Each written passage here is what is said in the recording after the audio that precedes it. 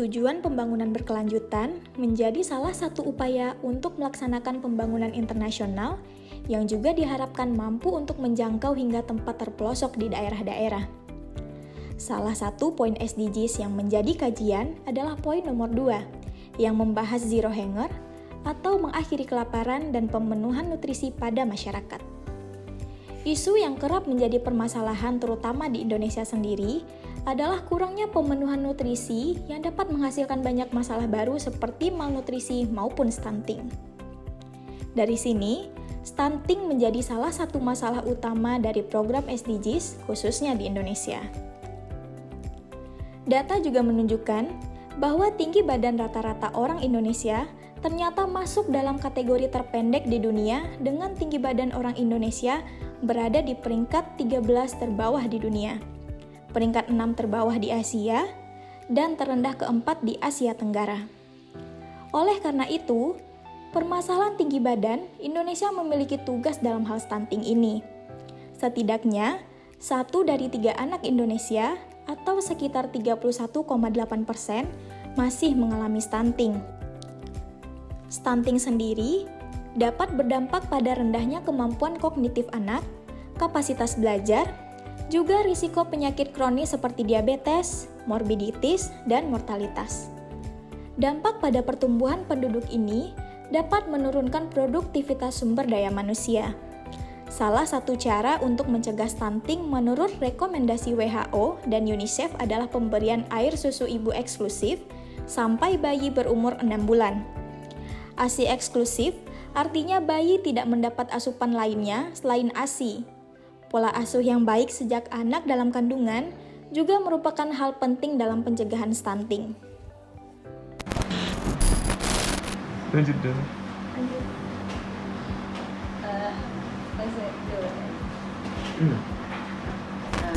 Ibu, selamat pagi Bu.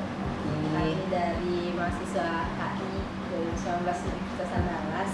Jadi kali ini kami ada tugas kelompok mata kuliah pembangunan internasional Bu. Jadi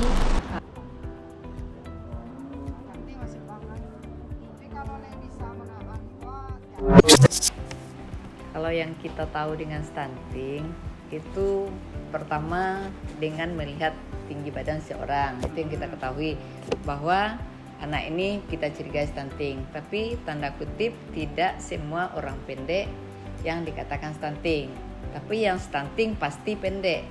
Itu yang harus kita ketahui dulu kan, kalau yang mengenai stuntingnya. Oke, terus kalau kan tadi katanya kalau yang pendek itu biasanya stunting ya Bu. Ya. Tapi kalau penyebab stunting sendiri itu Ibu tahu nggak sih Bu?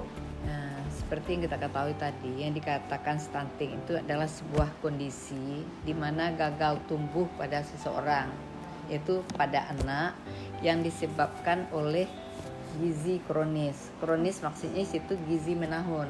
Tapi kalau anaknya misalkan dia kekurangan gizi cuma dalam waktu 1 minggu, itu tidak akan terjadi stunting.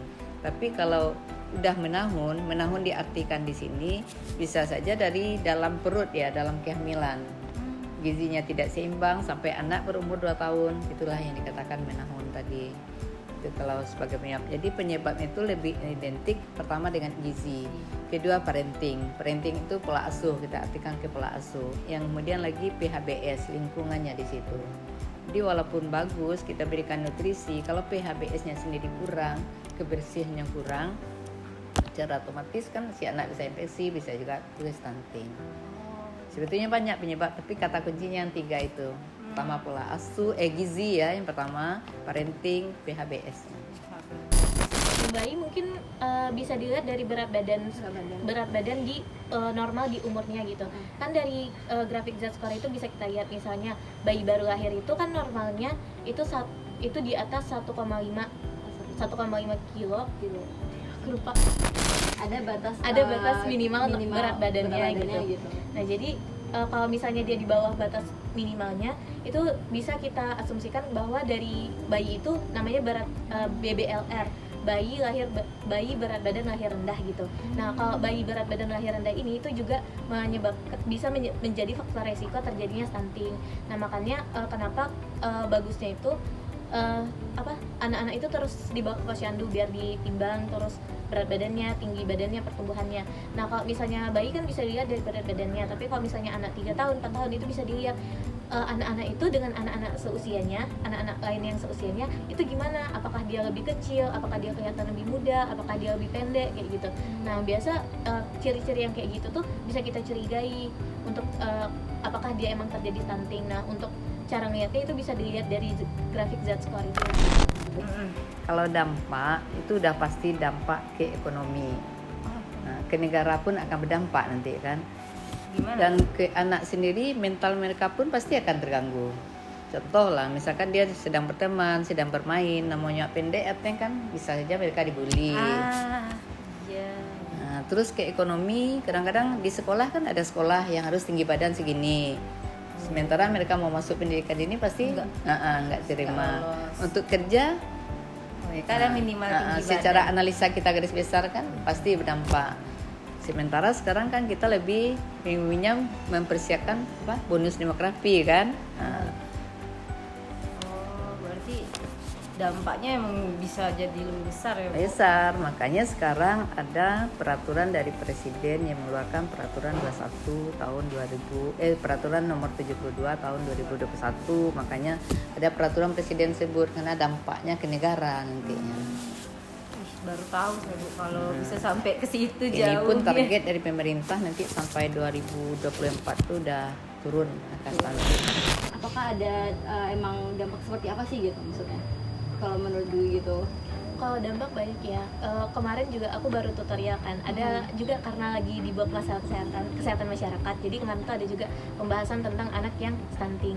Jadi kalau misalnya anak yang stunting, misalnya dia masih kecil nih stunting nih. Nanti kan dia berat badannya pasti kurang nih daripada anak minimalnya. Di saat dia remaja, di saat dia mengalami perbaikan gizi, itu tuh dia lebih beresiko terjadi obesitas. Jadi anak yang stunting itu, kecilnya dia stunting, besarnya dia bisa jadi obesitas gitu ya? pas dia mengalami perbaikan gizi. Makanya kenapa lebih baik jangan sampai stunting. Terus anak stunting kan biasanya imunnya itu bisa lebih rendah gitu. Jadi lebih juga gitu kena ya? penyakit. Terus juga ada juga resiko hipertensi sama diabetes itu juga bisa. Terus sebenarnya lebih ke diabetesnya, cuman kalau udah kena diabetes itu, kalau ke hipertensi itu udah kayak jembatan bisa aja gitu. ya. Nah, terus anak stunting itu kan dari gizinya kurang dari kecil. Nah, jadi perkembangan otaknya juga minimal. Nah, sementara perkembangan otak itu udah dari kita janin. Jadi sebenarnya dari organ-organ yang ada di tubuh kita ini yang dibikin duluan itu otak gitu. Makanya kenapa dari ibu hamil itu nggak boleh kekurangan gizi. Berarti dari hal itu gimana cara orang tua atau lingkungan atau kebijakan seperti apa sih Bang yang dapat membuat pencegahan dari stunting itu sendiri? Ya, kalau di pendekatan kita kan dua tadi. Ada pendekatan secara sensitif, ada pendekatan secara spesifik. Sensitif ini kan mempersiapkan generasi muda nih teman-teman. Kalau teman-teman mau menikah, yakinkan itu siap secara fisik dan psikologis. Karena banyak orang kalau nggak siap dia fisiknya, itu pinggulnya sampai kecil gitu kan. Jadi melahirkan tuh agak susah dia. Kecenderungan untuk pendarahan apalah gitu kan secara medis tuh berisiko. Atau secara psikologis banyak orang Mental yang gitu. Belum siap mental gitu. ya baru seminggu 2 minggu mohon maaf break kan, divorce gitu kan.